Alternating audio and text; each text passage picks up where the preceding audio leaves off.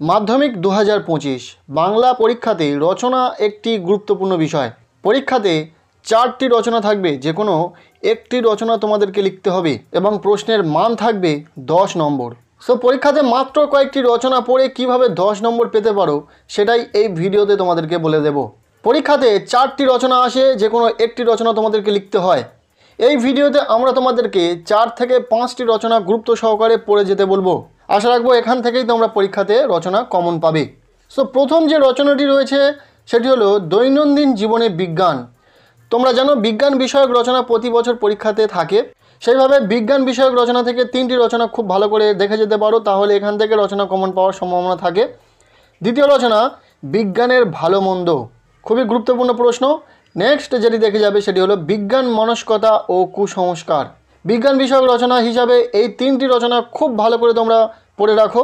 এরপর 4 নম্বর যে রচনাটি খুব ভালো করে দেখে যাবে সেটি হলো বাংলার উৎসব। এটিও 2025 সালের মাধ্যমিক বাংলা পরীক্ষার জন্য ভীষণ গুরুত্বপূর্ণ। এরপর 5 নম্বর যে রচনাটি খুব ভালো করে দেখে যাবে সেটি হলো ঋতু বৈচিত্র্য, বা তোমার প্রিয় ঋতুও আসতে পারে। সো এই যে 5টি রচনা এই ভিডিওতে সাজেস্ট করলাম, যে রচনাগুলি ভীষণ গুরুত্বপূর্ণ রয়েছে, তোমরা খুব ভালো করে এই রচনাগুলি পড়ে রাখবে। বাংলা পরীক্ষাতে রচনা এমন একটি বিষয় যেটাতে ছাত্রছাত্রীরা অবহেলা করে, বানিয়ে লেখার চেষ্টা করে, যার ফলে কিন্তু নাম্বার সেইভাবে পায় না। এটা তোমাদের মনে রাখা প্রয়োজন যে রচনা বিষয়ে রয়েছে 10 নম্বর। সো সামান্য একটু পড়াশোনা রচনা বিষয়ে থাকলে তোমাদেরকে কিন্তু পরীক্ষাতে রচনা বিষয় থেকে ভালো একটি নাম্বার তোমরা পেতে পারো। কাজেই এখন থেকে এই 5টি রচনা খুব ভালো করে পড়ে রাখো।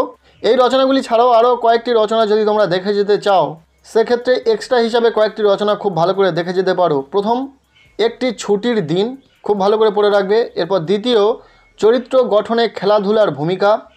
নেক্সট, পরিবেশ রক্ষায় ছাত্র সমাজ। এবং শেষেরটা হচ্ছে বিশ্ব উষ্ণায়ন। এই কয়েকটি একটু দেখে যেতে পারো। সো আজকের এই ভিডিওটি এতটুকুই ছিল। কেমন লাগলো ভিডিওটি কমেন্টের মাধ্যমে জানাও। ভিডিওটি ভালো লেগে থাকলে লাইক করো। আমাদের এই চ্যানেলে নতুন হয়ে থাকলে অবশ্যই চ্যানেলটিকে সাবস্ক্রাইব করে রাখো।